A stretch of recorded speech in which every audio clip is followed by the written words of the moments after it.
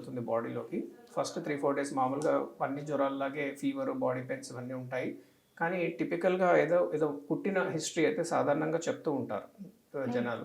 So, అది పుట్టిన చోట థర్డ్, ఫోర్త్ డేకి బొబ్బెక్కడము, 4, 5 రోజుకి అల్సర్‌లాగా ఫార్మ్ అవ్వడం. అంటే మధ్యలో రంధ్రం పడి చుట్టుపక్కల ఒక బార్డర్ ఎలివేటెడ్ బార్డర్‌లాగా వస్తుంది. సో, 6, 7 రోజుకి వచ్చేటప్పటికి నల్ల మచ్చలాగా ఒక పొరలాగా ఫార్మ్ అవుతుంది దాని మీద. దాన్నే ఎష్కార్ అంటాము. ఇది టిపికల్ డయాగ్నోస్టిక్ సైన్ అనమాట. ఇది చూసిన వాళ్ళు ఖచ్చితంగా ఇది స్క్రబ్ టైఫస్ అని చెప్పేయగలుగుతారు. కానీ 100లో 80 మందికే ఎష్కార్ అనేది వస్తుంది. అందరికీ అలా రావాలని లేదు. కాబట్టి ఏదైనా కుట్టింది ప్లస్ జ్వరం తగ్గట్లేదు అని ఎర్లీ సస్పిషన్ ఉన్నప్పుడు ముందు స్టేజ్‌లోనే ఆ టెస్ట్ చేసుకొని స్క్రబ్ టైఫస్ ఐజీఎం అనే టెస్ట్ ఉంటుంది. ఎలీజా టెస్ట్ ఉంటుంది.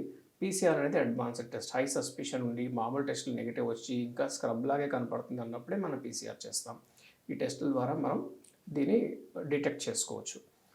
ఇవి ఎక్కడ ఎక్కువ వస్తుంది అంటే ఎవరు జాగ్రత్తగా ఉండాలంటే ముఖ్యంగా రూరల్ ఏరియాస్ అంటే ఎక్కడైతే పొలం వ్యవసాయం ఎక్కువగా చేస్తారో అటవీ ప్రాంతాల్లో ఉండేవారు అంటే ఫారెస్ట్ ఏరియాస్లో ఉండేవారు ప్లస్ టెంపరరీ శిబిరాలు ఏర్పాటు చేసుకునే క్యాంపింగ్ చేయడానికి వెళ్ళేవారు అది సోల్జర్స్ కావచ్చు ర్యాపిడ్ ఏదైనా ప్రాబ్లమ్ డిజాస్టర్ రిలీఫ్ అప్పుడు కావచ్చు లేకపోతే ఫ్రెండ్స్తో పాటు ట్రెక్కింగ్ క్యాంపింగ్కి వెళ్ళే వాళ్ళు కావచ్చు ఇలా వెళ్ళే వాళ్ళు సాధారణంగా ఎక్కువగా ఎఫెక్ట్ అయ్యే ఛాన్సెస్ ఎక్కువ.